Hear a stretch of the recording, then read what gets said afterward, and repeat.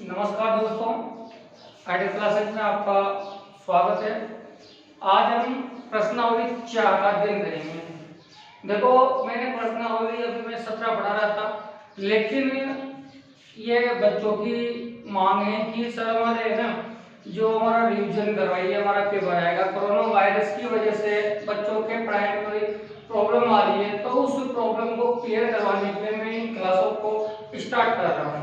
तो इसमें शॉर्ट में मैं रिवीजन करवाऊंगा, जो इम्पोर्टेंट क्वेश्चन है उनके बारे में बताऊंगा और किस तरह उन पेपर को सॉल्व करना है, कौन सा क्वेश्चन कहाँ पे आएगा, किस तरह आएगा, तो उसके बारे में अध्ययन करवाऊंगा। तो यहाँ पे देखिए, सबसे पहले हम पढ़ रहे हैं प्रश्नावली 4, जो दो चरों वाले रैखिक समीकरणों और युग्मों, ये समीकरणों और असमीकरणों की प्रश्नावली है, जिसमें क्या है और क्या नहीं है देखिए।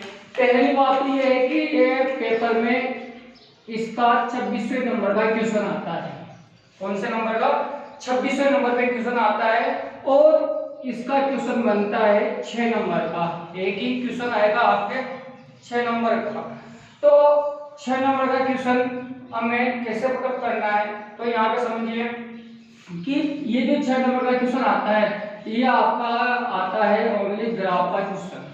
कौन सा क्वेश्चन आता है? ग्राफ का क्वेश्चन आता है। और इसमें 100% आशा ये होते हैं कि इसमें आपके ग्राफ के क्वेश्चन आएंगे। इसके जो छोटे सवाल है वो आपके आते नहीं है, बहुत कम चांस होते हैं उनके आने के। तो देखिए, हमें ग्राफ में दो तरह के क्वेश्चन दे रखे हैं, उन दो तरह के क्वेश्चनों को कैसे सोल्व करना है और कैसे उनको हल करना है, तो उसके लिए हम यहाँ पे देखते हैं। सबसे पहली बात तो कि इसमें प्रश्नावली में है क्या, तो देखिए प्रश्नावली 4 है कि दो चरों वाले रैखिक समीकरण और असमीकरण है। तो इसमें अपने चलता है रैखिक समीकरण। रैखिक समीकरण में क्या चलता है? रैखिक समीकरण किसे कहते हैं? तो देखिए, रैखिक समीकरण कहते हैं ax + by + c बराबर 0। तो प्रश्नावली का नाम ये है कि दो चरों वाले, दो चर x और y, तो दो चर वाले जो रैखिक समीकरण है उसको हमें सोल्व करना है। तो इसको हम बोलते हैं रैखिक समीकरण। इसको हम क्या बोलते हैं? रैखिक समीकरण। इसमें देखिए, जो ग्राफ के इंपॉर्टेंट क्वेश्चन है उसमें आपको हर सवाल में दो दो समीकरणें दी होगी और उन दोनों समीकरणों को हमें हल करके और ग्राफ का क्वेश्चन सोल्व करना है। तो देखो, इसमें क्या होता है उसके बारे में हम समझते हैं। देखिए, अगर अपने दो समीकरण होगी तो पहली समीकरण को हम लिखते हैं a1x + b1y + c1 = 0 और दूसरे समीकरण को हम लिखते हैं a2x + b2y + c2 = 0। तो इस तरह हमें इन दोनों समीकरणों को लिखना पड़ता है। अब देखिए, ये मैंने कौन से सारणी बना रखी है, इसको हम समझते हैं। देखिए कि 3x + 2y = 7 और 5x - 3y = 4 ये दे रखा है। अगर हमें ये जो बना रखा है ये एक तुलनात्मक सारणी है, जिसमें हमें ग्राफ में किस प्रकार की रेखाएं प्राप्त होती है, किस प्रकार के हमें आंसर प्राप्त होते हैं, तो ये उसके लिए काम में आती है। तो अपने पहले समीकरण दे रखी है, हम उसको देखते हैं। एक ये क्या है? एक आधार है।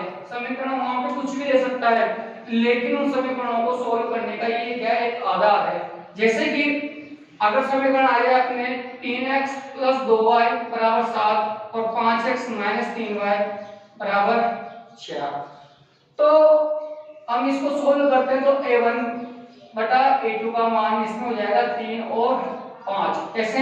देखिए, 3x + 2y = 7 है, तो इसको हम लिखेंगे a1x + b1y = c1।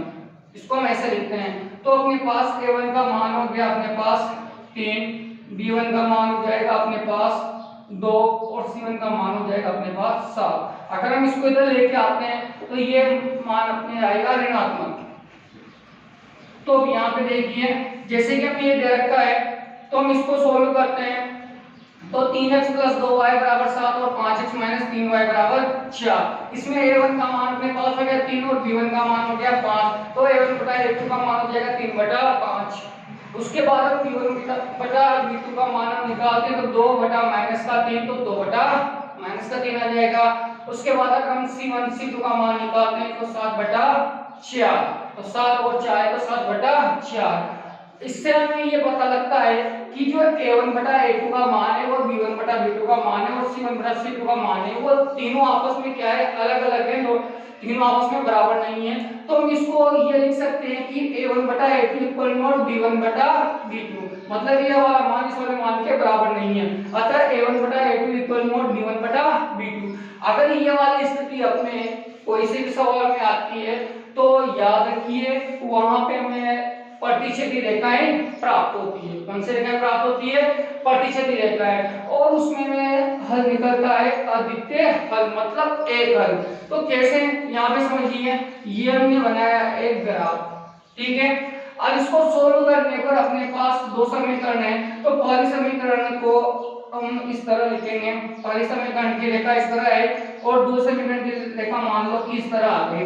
तो इन दोनों समीकरणों को सोल्व करने पर अपने पास दो प्रतिच्छेदी रेखाएं प्राप्त होती हैं और इन प्रतिच्छेदी रेखाएं, ये दोनों प्रतिच्छेदी रेखाएं एक बिंदु पर काटती है, तो इसमें हमें हल प्राप्त होता है एक, या जिसको हम कह सकते हैं अद्वितीय हल।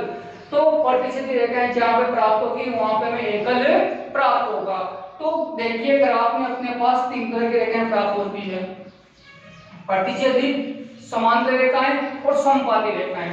प्रतिच्छेदी, समांतर और समपाती रेखाएं कैसे होती है यहाँ पे उनको समझ रहे हैं हम। तो पहले मैंने आपको समझा दिया कि प्रतिच्छेदी रेखा किस तरह आएगी। अगर ये वाली समीकरण आती है तो अपने पास प्रतिच्छेदी रेखा प्राप्त होती है। चलो हम दूसरे पे आते हैं। 2x प्लस 4y बराबर 10 और 3x प्लस 6y बराबर 12। तो इसमें अपने पास a1 बटा a2 का मान है 2 बटा 3, b1 बटा b2 का मान है 4 बटा 6। अगर हम इसको काटते हैं तो 2 बटा 3 निकल जाता है और अगर हम c1 बटा c2 का मान निकालते हैं तो 5 बटा 6।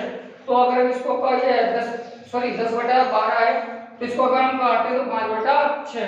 अतः हम इसमें ये देख सकते हैं कि जो a1 बटा a2 है और जो b1 बटा b2 है वो दोनों आपस में क्या है, इक्वल है, और जो c1 बटा c2 है वो इनके दोनों के इक्वल नहीं है। तो हम इसको इस तरह लिखते हैं कि a1 बटा a2 इक्वल b1 बटा b2 इक्वल नॉट c1 बटा c2।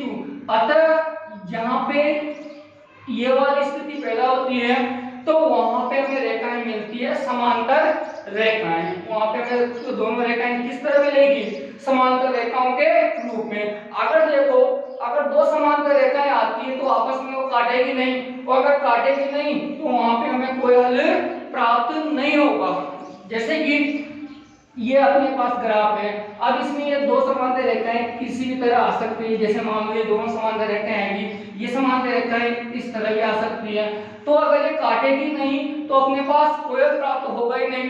तो इसमें हमें अपने मिलती है कौन सी रेखाएं, समांतर रेखाएं, जिसमें हमें क्या होता है, कोई हल प्राप्त नहीं होता है। उसके बाद हम देखते हैं तीसरा समीकरण कि 4x प्लस 6y बराबर 18 और 2x प्लस 3y बराबर 9। तो इसमें अपने पास a1 बटा a2 का मान 4 बटा 2, b1 बटा b2 का मान 6 बटा 3, c1 बटा c2 का मान 18 बटा 9। अगर हम इनको काटते हैं तो इसका हल आएगा 2, इसको हम काटते हैं तो इसका हल आएगा 2 और इसको हम काटते हैं तो इसका हल आएगा अपने पास 2।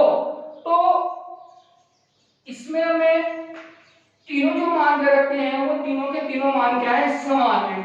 अतः a1 बटा a2 इक्वल b1 बटा b2 इक्वल c1 बटा c2। तो जहां पे अगर ये तीनों मान आपस में बराबर होते हैं तो वहां पे हमें समपाती रेखाएं प्राप्त होती हैं। अब समपाती रेखाएं क्या होती है, देखिए ये ग्राफ की दो रेखाएं हैं x अक्ष और y अक्ष की। तो जैसे मान लो कि पहले समीकरण को सोल्व करने पर, मान रखने पर अपने पास ये वाली समीकरण आई है, मतलब ये वाली रेखा आई है। अब इसके ऊपर ही अगर हम देखिए समपाती का मतलब है कि जैसे मान लो कि पहली रेखा तो ये आ गई अपने पास, उसके बाद जो दूसरी रेखा प्राप्त होगी दूसरी समीकरण से, तो वो भी है ना जो इस इसके ऊपर ही प्राप्त हो सकती है। माना कि ये पहले रेखा यहाँ से यहाँ तक और दूसरी रेखा यहाँ से यहाँ तक। अब देखो यहाँ से यहाँ तक ये आपस में ऊपर है, तो इसको आगे बढ़ा सकते हैं, इसको भी हम आगे बढ़ा सकते हैं। तो इस तरह अपने पास ये रेखाएं कहलाती है समबाहु रेखाएं, जिसमें हमें अनेक हल प्राप्त होते हैं। तो इसके जो आप क्वेश्चन है 4.1 के, उन क्वेश्चनों को आप इस प्रश्नावली से सॉल्व, इससे आसानी से सॉल्व कर सकते हो। अब हम पढ़ते हैं मोस्ट क्वेश्चन एक सवालों को करने के तरीके के रूप में काम में ले रहा हूं। आप उससे कोई से बनने सवाल कर सकते हैं। अब हम देखते हैं अगले क्वेश्चन ग्राफ के। देखिए विविध का क्वेश्चन नंबर 11। देखिए इसमें अपने पूरी प्रश्नावली की अगर बात करें एक्सरसाइज 4 की, तो इसमें आपको केवल 4 क्वेश्चन करने हैं। कौन से? 8, 9, 10 और 11 ये क्वेश्चन है आपके विविध प्रश्नमाला के, जिसमें आपके ग्राफ के क्वेश्चन सॉल्व हो जाएंगे पूरे, जिससे आप इन सवालों को करने से आप अन्य सवालों को भी कर सकते हो। जैसे कि मैंने जो है पहले क्वेश्चन लिया है क्वेश्चन नंबर 11, इसका क्वेश्चन नंबर 11। अब इसको कैसे सॉल्व करना है यहाँ पे समझिए। अब देखिए पहली समीकरण है अपने पास 3x + 2y = 12 और दूसरी समीकरण है 5x - 2y = 4। अब देखिए इसको हम देते हैं समीकरण 1 नाम और इसको हम देते हैं समीकरण 2 नाम। हमने इसको समीकरण 1 और इसको हमने समीकरण 2 नाम दे दिया। अब हमें क्या करना है, यहाँ पे लिखना है समीकरण फर्स्ट को हल करने पर। अब देखिए इसको कैसे हल करते हैं। पहली समीकरण हमने ली 3x + 2y = 12। हमें क्या करना है कि जो दो मान दे रखे हैं x का और y का, इन दोनों में से किसी भी एक मान को हम बराबर के दूसरी तरफ लेके जाएंगे। जैसे कि मैं आपके ले लेता हूं y के पद को, तो हमें क्या करना पड़ेगा, जो बराबर के बाद का जो पद दे रखा है उसको हम पहले लिख देंगे, उसके बाद जो y का पद है ये फिर उसके बाद में जाएगा। तो प्लस का 2y ये उधर जाता है, किसका हो जाएगा माइनस का 2y। अब हमें क्या करना है, इधर केवल x रखा है तो x ही अकेला रहेगा, बाकी जो संख्या है वो सब बराबर के बाद में जाएगी। जैसे कि यहाँ रहेगा x 12 - 2y जहाँ का जहाँ। अब ये इन दोनों के बीच में है अपने गुणा का चिन्ह, तो कोई सी भी अगर संख्या गुणा के रूप में होती तो फिर वो किसके रूप में जाएगी, भाग के रूप में। तो ये हमने लिख दिया 3। देखिए अगर कोई संख्या प्लस की हो तो उधर जाते माइनस की हो तो उधर जाते प्लस की, गुणा की हो तो भाग में और भाग की हो तो गुणा में बदलनी पड़ती है। अब जैसे कि ये अपने पास समीकरण आ गया, अब इसको हमें सोल्व किस तरह करना है। देखिए इसमें क्या है कि जो हमें बराबर के बाद का जो पद दिया होता है ना, तो उसमें जो अपने पास बराबर के बाद जैसे कि अपने पास लिखा है इसमें y, तो हमें इसमें मान चढ़ाना है किसका, y का। अब वो मान कहां से आएगा, अब वो जो मान है वो हम अपनी तरफ से कहीं कोई सी भी एक संख्या ले सकते हैं और उसको रख के इसको हल कर सकते हैं। लेकिन हमें संख्या एक ऐसी लेनी पड़ेगी जो आराम से हम उसमें गुणा करके भाग दे सकते हैं, घटा सकते हैं। जैसे कि हमने पहले यहाँ पे हम लेके देखते हैं 0। जैसे कि हमने y का मान लिया क्या 0, तो x = 12 - 2। 12 जहाँ का जहाँ लिखना है, माइनस जहाँ का जहाँ लिखना है, 2 को जहाँ का जहाँ लिखना है। लेकिन अब जो हमें y का मान क्या लिया है 0, तो हम वो y का मान क्या चढ़ा देंगे 0 बटा क्या है 3, तो हमने लिख दिया 3। 12 जहाँ का जहाँ, 2 को 0 से अगर हम गुणा करते हैं तो 0 बटा 3, 12 में से 0 जाते हैं तो कितने बचेंगे 12 बटा 3। 3 का बाद अगर हम इसमें देते हैं तो इसका मान आएगा अपने पास 4। हम दूसरा मान लेते हैं। दूसरा मान लेने का देखो सीधा एकदम सिंपल तरीका बता दो आपको, 0 में 3 जोड़ लो, कितने आएंगे 3, तो अगला मान अपने पास डायरेक्ट निकल के आ जाएगा कितना 3।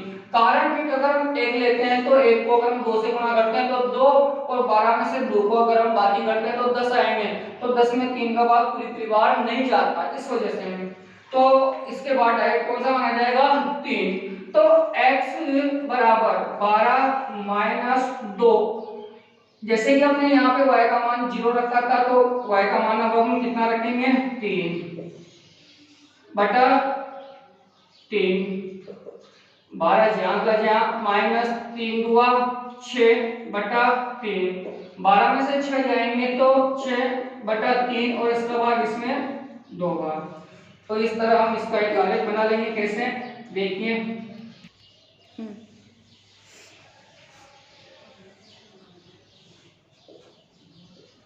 ऊपर लिखना है हमें x और नीचे लिखना है हमें y।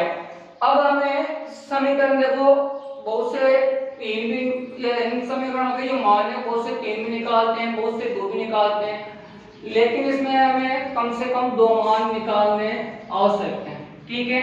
तो आप 2 मान निकाल के भी क्वेश्चन सोल्व कर सकते हो।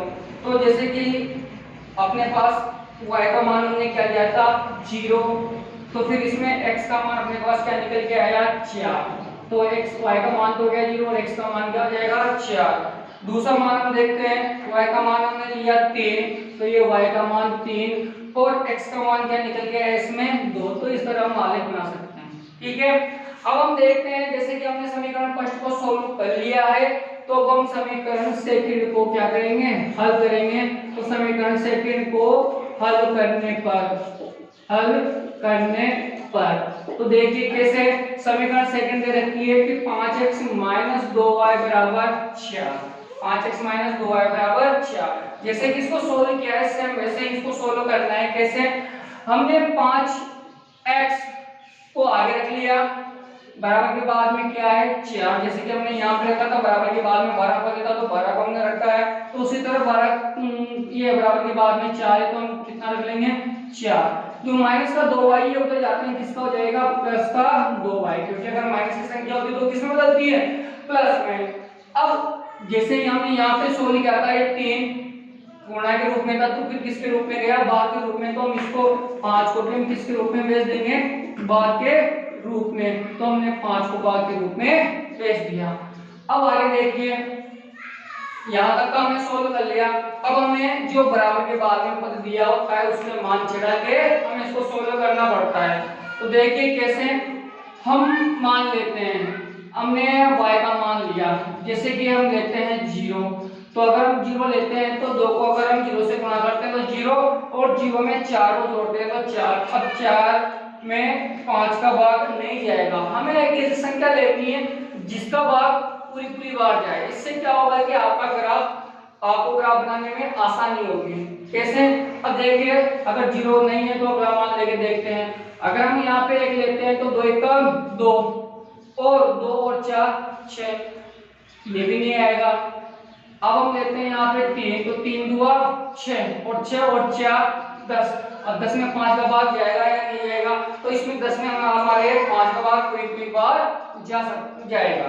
तो हम देखते हैं y का मान हमने लिया कितना 3। हम समीकरण लेते हैं x बराबर 4 प्लस 2y बटा 5, ये हम y का मान हटाते हैं यहाँ से, y का मान अपने पास कितना है 3, तो हमने y का मान ले लिया कितना 3, तो 4 प्लस 3 दुआ 6 बटा 5, तो ये हो गए 10 बटा 2 बराबर कितना निकल के आएगा अपने इसमें मान 5, ठीक है।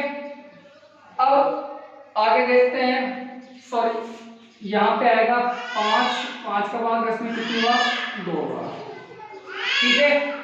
y का मान y देखिए 3 में अगर हम 5 को जोड़ते हैं तो अगला मान निकल के आता है अपने 8। अब हम इससे सोल्व करेंगे। कैसे, यहाँ पे देखिए x बराबर 4 प्लस 2 और y का मान अपने पास है 8 बटा 5, तो 8 दुआ 16, 16 और 4 20 बटा 5 और 5 का भाग जाता है 20 में कितनी बार 4 बार। तो इस तरह हमने जैसे इसमें 2 मान निकाले वैसे हम इसमें भी 2 मान निकाल सकते हैं। तो आपको ज्यादा से ज्यादा 3 भी निकाल सकते हो, 4 भी निकाल सकते हो, लेकिन अगर हम कम से कम 2 मान निकाले तो उसमें भी अपने सवाल सॉल्व हो सकता है। हम बनाते हैं इसका आलेख, इसका दूसरा आलेख हम यहाँ पे बनाते हैं।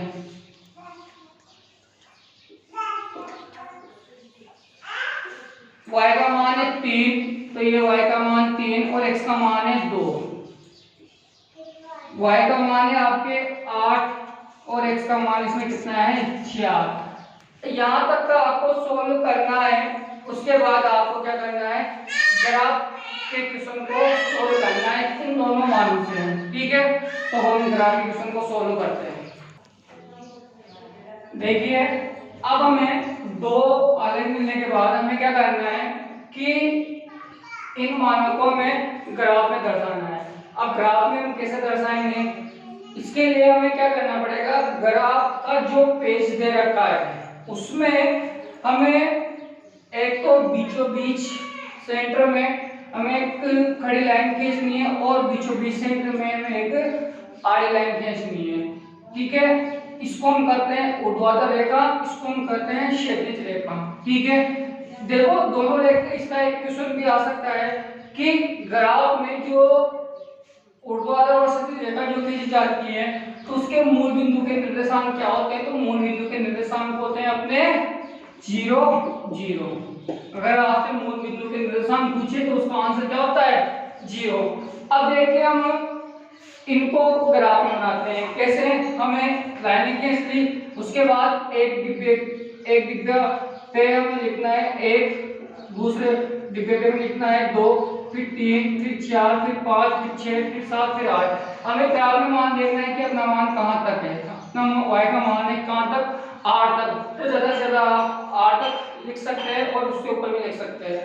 अब देखिए हम इसको ऐसे ही x अक्ष पर दर्शाएंगे। कितना तो चलता है x अक्ष पे प्लस की संख्या और y अक्ष पे भी चलती है अपनी प्लस की संख्या।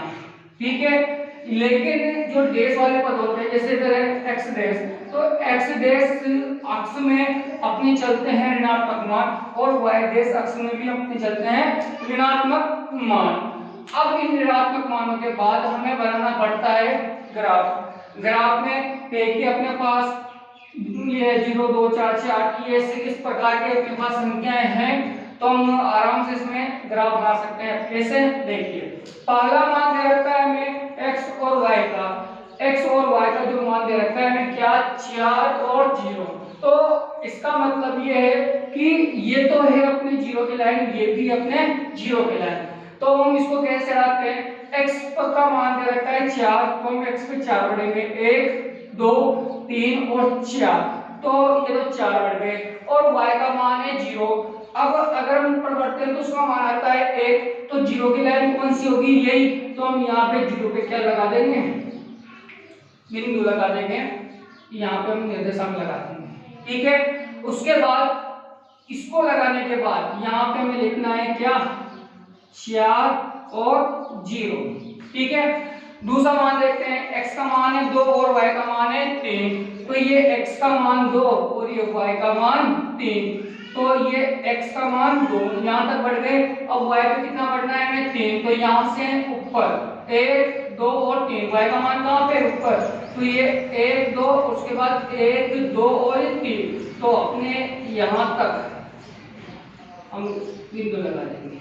ठीक है, उसके बाद हमें क्या करना है कि ये जो अपने पास 2 बिंदु आए हैं, इन दोनों बिंदुओं को आपस में हम क्या कर देंगे, मिला देंगे। तो इसका निर्देशांक है अपने पास 2 और 3, तो हम इसको पैमाना लेके और सीधा एक आपस में इनको मिला देंगे।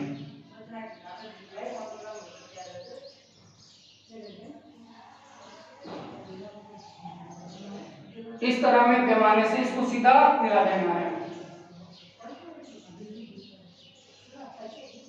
तो इसको मिलाने के बाद अब हम लेते हैं अपनी दूसरी समीकरण। दूसरी समीकरण का हल क्या है, x का मान दे रखा है 2 और y का मान दे रखा है हमें 3, तो x का मान हमें दे रखा है 2 और y का मान हमें दे रखा है 3, तो x का मान 2 और y का मान 3, तो इस बिंदु के निर्देशांक यहीं पर ही रहेंगे। ठीक है, उसके बाद हम अगला लेते हैं x का मान दे रखा है 4 और y का मान दे रखा है 8। तो x का मान 4, तो 1 2 3 और 4, हमें y पे बढ़ना है कितना 8। तो 1 2 3 4 5 6 7 और 8। तो हम यहां से हमने इसको सीधा मिला, ये बिंदु लगा दिया। ठीक है, तो x का मान हो गया 4, x का मान 4 और y का मान कितना हो जाएगा 8। x का मान 4 और y का मान 8। इसके बाद इस तरह में पहली रेखा मिल चुकी है। अब हम देखते हैं दूसरी रेखा पर बिंदुओं को मिलाते हैं। दूसरा है x का मान 2, तो x का मान 2 और y का मान 3 हमने लगा दिया। उसके बाद x का मान 4 और y का मान 8। ठीक है, अब हम इसको एक सीधी रेखा से मिलाते हैं। तो सीधी रेखा से किस तरह मिलाएंगे, देखिए ये हमने यहाँ पे लिया पैमाना, और पैमाना रखने के बाद हम इसको एक सीधी रेखा के रूप में मिला देंगे। ठीक है, अब हमें क्या करना है, ये तो अपने इसका निर्देशांक है 4 और 8 और इसका निर्देशांक है अपने 2 और 8।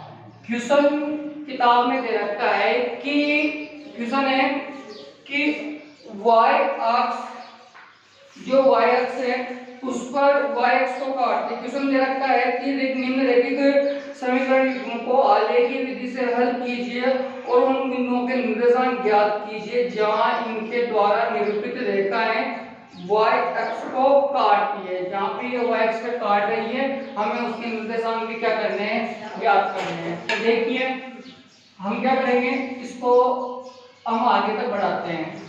जो ये रेखा दे रखी है इसको हमने बढ़ाया आगे तक। ठीक है, और जो ये दूसरी रेखा आ रही है उसको भी हम बढ़ाते हैं आगे तक। बढ़ाने के बाद हमें ये दे रखा है y अक्ष। अब ये जो दोनों रेखा है इस y अक्ष को दो बिंदुओं पे काट रही है। पहला बिंदु तो है ये वाला और दूसरा बिंदु दे रखा है आपको ये वाला। इस वाले भाग पे ये काट रही है, तो इस बिंदु के जो निर्देशांक है वो है x का मान तो अपने आ जाएगा 0 और y भी कितना बढ़ रहा है 2। तो x का मान तो लिख देंगे 0 और y का मान हम क्या लिख देंगे माइनस का। तो उसके बाद अगले बिंदु पे देखते हैं, तो x का मान तो इसमें अपने आएगा 0, क्योंकि 0 x पे तो बढ़ते हैं, ये बढ़ रहा है ऊपर, तो y का मान क्या होगा 6। तो अगर रेखा के ऊपर रहता है तो इसका मान क्या आएगा 0x का और y का मान क्या आ जाएगा 6। तो इस तरह ये दो बिंदुओं पर काट के तो हमें इन दोनों बिंदु के क्या लिखने हैं, निर्देशांक भी लिखने हैं। निर्देशांक लिखने के बाद आपको क्या करना है, इसकी जो समीकरण इसको दे रखी है वो हमें समीकरण लिखनी है, और जो इसकी समीकरण दे रखी है हमें वो इस पे लिखनी है। कैसे, यहाँ पे देखिए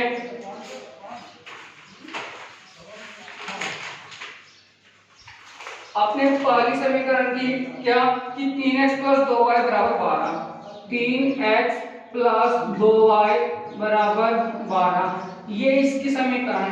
और उसके बाद दूसरा मान दे रखा है 5x - 2y = 4। तो इस तरह में इनकी समीकरणों को इन रेखाओं के साथ लिखना है। इसको लिखने के बाद आपको देखिए ये क्वेश्चन अलग रूप से किस तरह से दे सकता है। तो यहाँ समझिए कि जैसे ये त्रिभुज, ये ग्राफ की क्वेश्चन है, तो ये क्वेश्चन इस प्रकार के आ सकते हैं कि दिए गए दो समीकरणों से y अक्ष पर बनने वाले या फिर x अक्ष पर बनने वाले त्रिभुज को छायांकित कीजिए। तो जैसे कि y अक्ष ये है, अब इस y अक्ष पे अगर त्रिभुज बन रहा है, कौन सा त्रिभुज बन रहा है, ये वाला, तो हम इस वाले भाग को हमें क्या करना पड़ेगा, छायांकित करना पड़ेगा। इसको हल्के हल्के रंग से पेंसिल से छायांकित कर देना है। अगर ये कहता है x अक्ष की, तो x अक्ष पे इसको हमें छायांकित करना पड़ता है। लेकिन इस क्वेश्चन में हमसे केवल इतना पूछा है कि y अक्ष पर बनने वाले त्रिभुज के या फिर y अक्ष पर काटने वाली दोनों रेखाओं के निर्देशांक लिखिए। तो हमें इस तरह इसके निर्देशांक लिखने हैं। ये अपने हुआ क्वेश्चन नंबर 11। ठीक है, अब हम देखते हैं क्वेश्चन नंबर 10 को। देखिए क्वेश्चन नंबर हमने लिया 10। अब इसमें क्या करना है, क्वेश्चन दे रखा है कि 4x + 3y = a में एक मान ज्ञात कीजिए। अब हमें इसमें एक मान ज्ञात करना है। हमें दे रखी है दो समीकरण है, x + 3y = 6 और 2x - 3y = 12। तो हमने इसको समीकरण 1 और इसको समीकरण 2 नाम दे दिया। इन दोनों समीकरणों को आपको सोल्व करना है, जो मैं आपके पिछले सवाल में करवा चुका। तो समीकरण 1 को हल किया, एक को हल करने पर अपने पास x का और y का इस तरह के अपने पास मान आए। तो x का मान 6 आया तो y का मान इसमें आपके आएगा 0, और x का मान 0 आया तो y का मान इसमें कितना आएगा 2। इसी तरह हमें समीकरण सेकंड करनी है। कैसे, देखिए 2x - 3y = 12। 2x जहाँ का ध्यान रख लेना, 12 जहाँ का ध्यान रख लेना, 3y को उधर भेज देना। तो 3y माइनस क्या हो जाते हैं, किसका हो जाएगा, प्लस का। अब हमें x का मान निकालना था 12 + 3y बटा ये 2 जाएगा बटे में। अब हमें y का मान यहाँ पे चढ़ाना है, कितना y का मान हमने लिया जैसे कि 0। तो 3 को 0 से गुणा करते तो आएगा 0 और 0 12 कितने होंगे 6। 6 में हम 2 का भाग देते हैं तो कितना आंसर निकल के आता है, सॉरी 12 और 0 हो गए 12, 12 में हम 2 का भाग देते हैं तो कितना आंसर आएगा 6। तो अपने x का मान 6 और y का मान 0। इसी तरह हम दूसरा मान भी निकालेंगे 3 और माइनस का 2। इन सब मानों को निकालने के बाद हमें बनाना है इसका ग्राफ।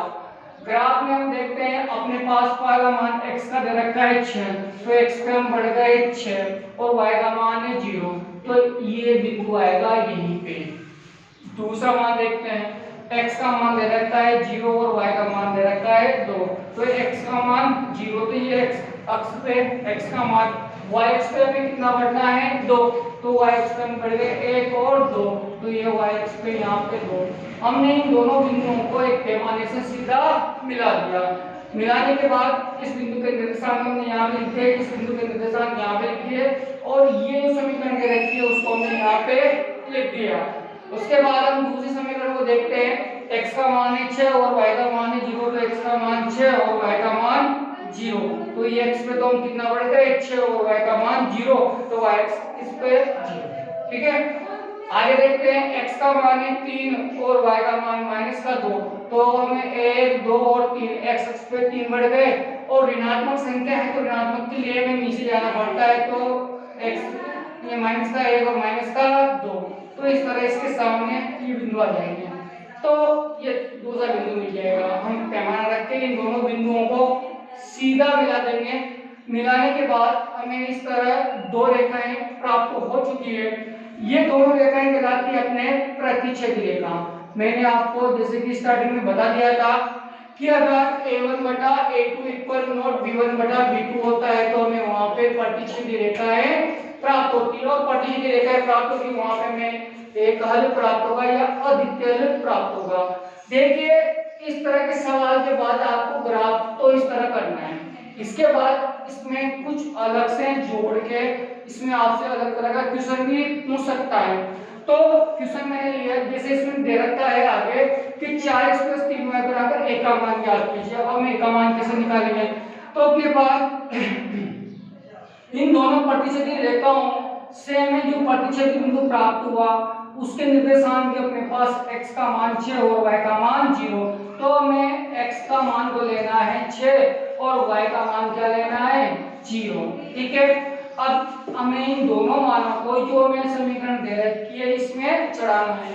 कैसे, x बराबर दे रखा है 6, तो हमने x का मान x की जगह क्या चढ़ा दिया 6 प्लस 3, जहां का जहां y का मान हमें दे रखा है 0, तो हमने y का मान चढ़ा दिया 0, तो ये चढ़ा देंगे। ठीक है, तो 6 चौका 24 या 4 6 24 प्लस 3 को अगर हम 0 से गुणा करते हैं 0 बराबर 1, 24 में 0 को जोड़ा तो 24 बराबर 1, अतः इस तरह अपने पास आंसर निकल के आएगा a बराबर 24। ठीक है, तो मैंने आपको क्वेश्चन नंबर 10 और क्वेश्चन नंबर 11 दोनों क्वेश्चन सोल्व करवा दिए। ज्यादातर जो चांस है पेपर में आने के क्वेश्चन नंबर 10 और क्वेश्चन नंबर 11 के ही हैं। बाकी मैं आपको और भी बता दूं कि आपको कौन कौन से क्वेश्चन इसमें से करने हैं, जैसे कि विविध प्रश्नमाला में से 10 व 11 के बाद आपको 4.1 जो दे रखी है उसमें एक तो क्वेश्चन नंबर 3 और क्वेश्चन नंबर 4.1 का क्वेश्चन नंबर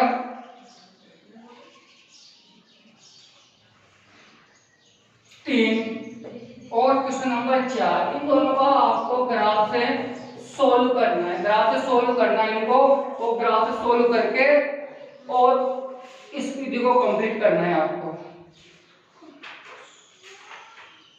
ठीक है,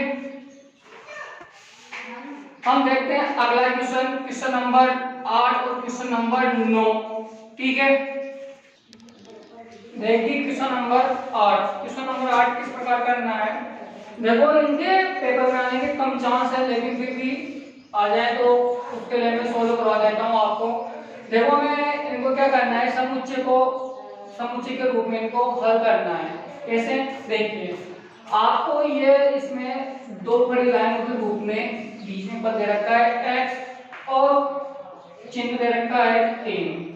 इसका मतलब अगर आपके जहां पे भी इसमें दो बड़ी लाइनें आती है वहां पे हमें क्या करना है कि जो इसके बीच का जो मान होता है, ये एक बार होता है आपके प्लस में और एक बार होता है माइनस में। तो हमें इसको एक बार प्लस के रूप में लेना है और एक बार इसको हमें क्या करना है, माइनस के रूप में लेना है। तो हम इसको दो बार लेके इसको हम हल करेंगे। कैसे, देखिएगा पहले वाला हमने बात लिया क्या कि x बराबर x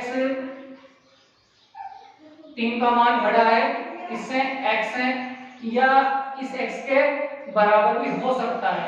ठीक है, तो ये तो बराबर का चिन्ह है और ये बड़े का रूप है। ठीक है, तो समीकरण के रूप में लिखने पर इसको हम क्या करेंगे, समीकरण के रूप में लिखेंगे। बड़ा मुंह इधर की साइड में, तो इसका मतलब है कि ये बड़ी संख्या है और ये इधर की छोटी संख्या है। तो समीकरण के रूप में लिखने पर इसको हम समीकरण के रूप में लिखेंगे तो इसकी जगह पे हम क्या लिख देंगे, बराबर, क्योंकि यहाँ पे अपने पास क्या है, बराबर भी है, तो हम समीकरण के रूप में किस कैसे लिख सकते हैं, बराबर के रूप में। तो अपने पास x का मान आ गया 3, तो x का मान हमने ले लिया 3। तो हमने एक आलेख बनाया जिसमें x का मान 3 हमने दो बार ले लिया, क्योंकि अपने पास x का मान कितना दे रखा है 3। तो हम इसमें y का मान अपनी तरफ से कुछ भी लिख सकते हैं, 1 2 3 4 5 कुछ भी ले सकते हैं। इसी तरह हम समय इसके से मान को हल करेंगे। तो एक बार हमने प्लस में ले लिया तो हम इसको लेंगे माइनस में, तो माइनस x बड़ा चिन्ह मतलब बड़ा मान है 3 का बराबर है। तो समीकरण के रूप में इसको लिखने पर समीकरण के रूप में लिखेंगे तो इसको हमने बराबर के रूप में लिख दिया। तो यहाँ पे 3 आ जाएगा, यहाँ पे आ जाएगा माइनस का x जहाँ का जहाँ ये माइनस का उधर जाकर किसका जाएगा, ये सॉरी माइनस को हम यहाँ से हटाएंगे तो ये उधर चल जाएगा, तो माइनस इधर आ जाएगा। तो x का मान हो गया माइनस का 3 और y का मान हम कुछ भी ले सकते हैं। तो x का मान हमने 1 ले लिया, y का मान हमने 1 ले लिया और 2 ले लिया। ठीक है, अब हम बनाते हैं इससे ग्राफ। तो x का मान है 3, x का मान 3 और y का मान 1, तो ये यहाँ पे आ जाएगा बिंदु। दूसरा मान दे रखा है x का मान 3 और y का मान 2, x का मान 3 और y का मान 2, तो इस तरह अपने एक रेखा प्राप्त हो जाएगी। दूसरा देखते हैं x का मान माइनस का 3 और y का मान 1, x का मान माइनस का 3 y का मान 1। उसके बाद x का मान माइनस का 3 और y का मान 2, x का मान माइनस का 3 और y का मान 2, तो इसकी ये रेखा आ जाएगी। अब हमें इनके बादों को क्या करना है, छायांकित करना है। कैसे, यहाँ पे देखिए हमें जो ये पद दे रखा है इसको हमें वापस लेना है, हमने यहाँ पे ले लिया। अब हम क्या करेंगे, जो x का मान है वो आप x का मान अब क्या लेंगे हम 0, तो x का मान 0 लेंगे पर, तो इसकी जगह हमने क्या लगा दिया 0। अब जो ये लिखा हुआ है क्या ये सही है, देखते हैं। बड़ा मुंह बड़ी संख्या की तरफ, छोटा मुंह छोटी संख्या की तरफ यूं मान लें, तो ये संख्या बड़ी है और ये संख्या छोटी, ये सही है क्या, तो ये सही है। तो हम इसमें लिख देंगे कि ये संतुष्ट करता है। अगर संतुष्ट करता है तो इसका जो आलेख बनेगा या फिर इसका जो छायांकित भाग होगा वो होगा 0 के तरफ, ये 0 का बिंदु है, तो इसका जो छायांकित भाग होगा वो 0 की तरफ होता है, तो हमने इसको 0 की तरफ कर दिया। ठीक है, इसके बाद क्वेश्चन नंबर 9 है, उसको भी हम देख लेते हैं। क्वेश्चन नंबर 9 किस तरह सोल्व करना है। देखिए क्वेश्चन नंबर 9 है, क्वेश्चन नंबर 9 दे रखा है 2x plus 3y greater than equal 3 के हल समुच्चय को छायांकित कीजिए। तो हम पिछले वाले सवाल की तरह इसको सोल्व करेंगे। कैसे? 2x plus 3y greater than equal 3। तो इसको हम क्या करेंगे, सबसे पहले इसको हम समीकरण के रूप में लिखेंगे। तो समीकरण के रूप में लिखने पर, तो समीकरण के रूप में कैसे लिखेंगे कि जो ग्रेटर देन इक्वल का जो चिन्ह दे रखा है, इसमें हम इक्वल का चिन्ह रख देंगे यहाँ पे, तो ये समीकरण के रूप में लिख जाएगी। तो 2x प्लस 3y इक्वल 3। उसके बाद 3y जाएगा जहाँ, 3 जाएगा जहाँ, प्लस का जो 2y है उधर प्लस का जाते किसका हो जाएगा, माइनस का। हमें इन दोनों में से किसी भी एक मान को बराबर के आगे लेना है। उसके बाद हमें y का मान, y की समीकरण बनानी है, तो ये जो 3 दे रखा है ये इसके बटे में आ जाएगा, तो हमने 3 बटे में ले लिया।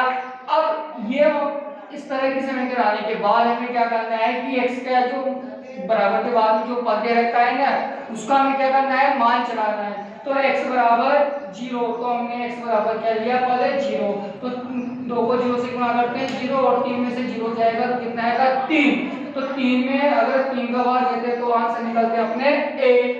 अब x बराबर 3, x का मान जैसे कि 0 में 3 जोड़ेंगे तो कितना जाएगा, 3। x का मान में लिया 3, तो 3 दिया 9, 3 में से 9 जाता है तो कितना हो जाएगा, माइनस का 6। तो इस तरह अपने पास इसका मान आएगा माइनस का 2। इस तरह हमने इसका एक आलेख बना लिया। अब इसके बाद हम देखते हैं कि ये संतुष्ट करता है या नहीं करता। तो उसके लिए हम क्या करेंगे, हम अपनी समीकरण को लेंगे इस वाले को, क्या कि 2x plus 3y greater than equal greater than 3। यहाँ से हम इक्वल का चिन्ह हटा देते हैं जब हम इसके संतुष्टिकरण को देखते हैं जब। तो x, अब हमें यहाँ पे क्या करना है, जो x और y का जो पद दे रखा है उसका हमें मान क्या रखना है, 0 रखना है। x और y का मान हम क्या रखेंगे, 0। तो x और y का मान हम 0 रखेंगे, तो x की जगह 0 और y की जगह भी क्या रख देंगे हम, 0। Greater than 3, 0 plus 0 greater than 3, 0 और 0 3। तो ये जो आपके पास हल आया, ये क्या सही है या नहीं है। अगर ये सही है तो संतुष्ट करता है, अगर ये सही नहीं है तो ये संतुष्ट नहीं करता। तो 0 बड़ा है या 3 बड़ा है, हमें पता है कि 3 ही बड़ा है, लेकिन ये चिन्ह गलत लग रहा है, तो हम यहाँ पे लिख देंगे अतः ये संतुष्ट नहीं करता है, संतुष्ट नहीं करता। तो हम क्या करेंगे, इसमें सबसे पहले हम इसका ग्राफ बनाएंगे। हमने ग्राफ बनाया तो इस तरह एक रेखा आएगी। अब यह संतुष्ट नहीं करता, तो इसका जो ग्राफ है वो छायांकित 0 के दूसरी तरफ होता है। यहाँ पे मूल बिंदु ये है 0। अगर ये संतुष्ट करता है तो हमें ग्राफ इधर की साइड में बनाना है, इधर के एरिया में। और अगर संतुष्ट नहीं करता ये, तो 0 के दूसरी तरफ ये छायांकित बादल होगा। ठीक है, तो हमें इस वाले को आपको छायांकित करना है, इस तरह के रंग से कर देंगे। इस तरह मैंने आपको मेन 4 क्वेश्चन बता दिए, और आप अन्य सवालों को भी इसकी तरह ही सोल्व कर सकते हैं। तो ये मैंने आज आपकी प्रश्नावली 4 खत्म करवा दी है। खत्म करवाने के बाद आपके हम कल लेंगे प्रश्नावली 5। तो आप इसके इन क्वेश्चनों को सोल्व कर लीजिए। इसको सोल्व करने के बाद अगर आपको किसी भी चीज की प्रॉब्लम आ रही है तो मेरे व्हाट्सएप ग्रुप में जुड़िए, और वहां पे मैं डेली आपको पेपर सेंड कर दूंगा, और उस पेपर को आप सोल्व कीजिए घर पे बैठ के। अगर आपको ये वीडियो अच्छी लग रही हो तो प्लीज आपके स्क्रीन के नीचे रेड कलर में सब्सक्राइब लिखा हुआ है, तो उसके ऊपर क्लिक कीजिए, और जो ऑल का ऑप्शन है उसके ऊपर वहां पे घंटी का चिन्ह बना हुआ है, तो घंटी के चिन्ह पर क्लिक कीजिए, और ऑल पर क्लिक करके आप ये जो भी अपनी वीडियो है उसको आप डेली प्राप्त कर सकते हैं। धन्यवाद।